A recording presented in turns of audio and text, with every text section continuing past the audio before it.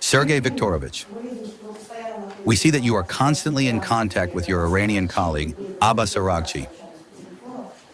On the eve of your flight to Beijing, you also spoke by phone. Do you consider the U.S. demand to fully transfer Iran's stockpiles of enriched uranium to be objective? Well, that's probably a question I would phrase differently.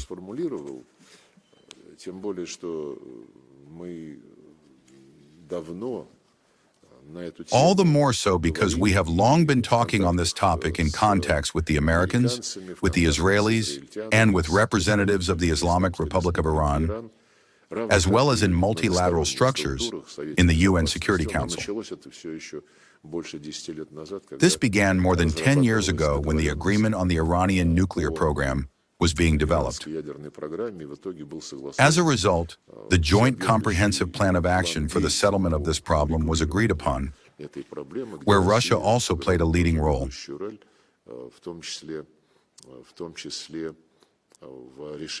Including in resolving the Iranian aspect of this agreement.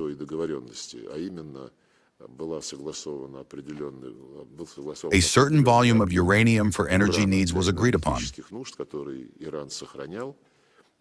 which Iran retained for use in research activities and in the production of electricity. The remaining enriched uranium was exported to the Russian Federation, where it was diluted and converted into fuel for that same Bushehr nuclear power plant. Therefore, Russia, as part of this equation, has always played a constructive role. And this role was taken into account and recognized by this Joint Comprehensive Plan of Action for the settlement of the Iranian nuclear program.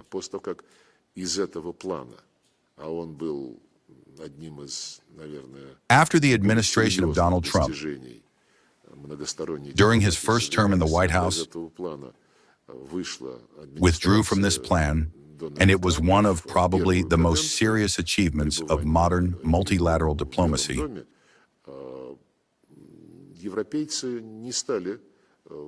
The Europeans did not accuse Washington of violating such a good multilateral agreement. They began demanding that Iran continue to comply with all the restrictions that this program imposed. Well, Iran, with the support of Russia and China, we were all participants in those negotiations. We explained to our Western colleagues that, an agreement is an agreement precisely because its stability is ensured by reciprocity.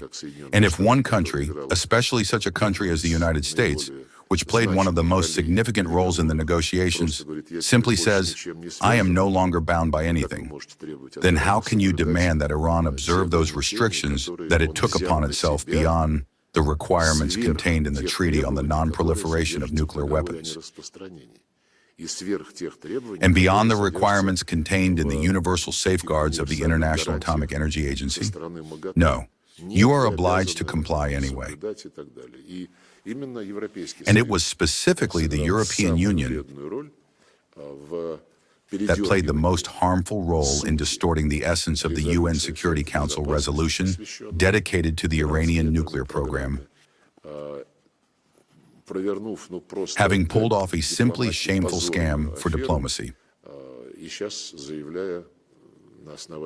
Now, on the basis of these adventurous actions, it declares that UN sanctions against Iran have been restored. Neither Russia nor China recognizes this, just like the majority of other normal states. We continue our relations with Iran in full accordance with international law, which currently does not provide for any international sanctions.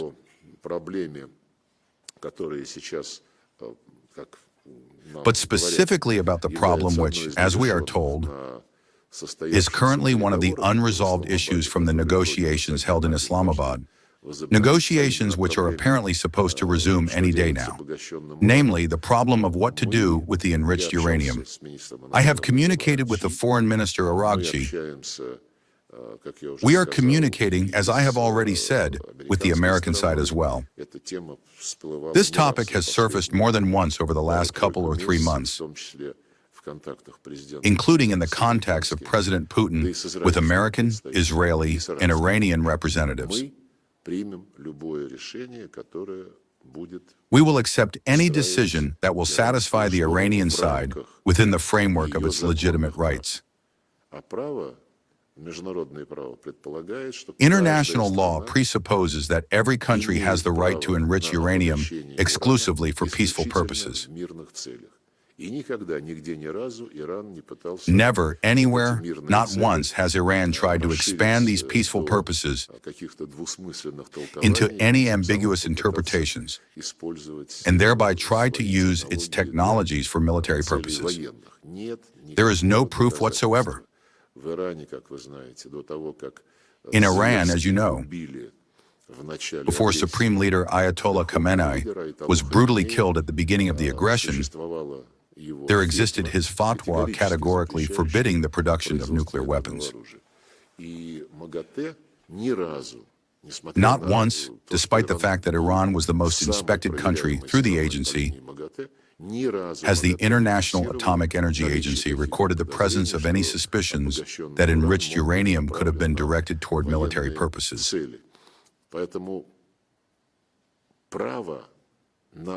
Therefore, the right to enrich uranium for peaceful purposes is an inalienable right of the Islamic Republic of Iran. How the Islamic Republic itself will dispose of this right in the course of the negotiations, whether it will take a pause or will insist on preserving this right, any approach based on this principle, on the principle of the universality of the right to enrichment, will be accepted by the Russian side.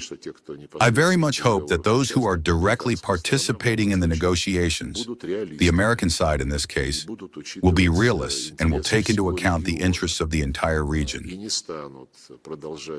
and will not continue the unprovoked aggression from which suffer, first and foremost, and most of all, well, let us call things by their names. The allies of the United States, I mean the Arab monarchs of the Persian Gulf countries, are good friends. We are not indifferent to how such adventures affect their economy, well-being, prosperity, and population.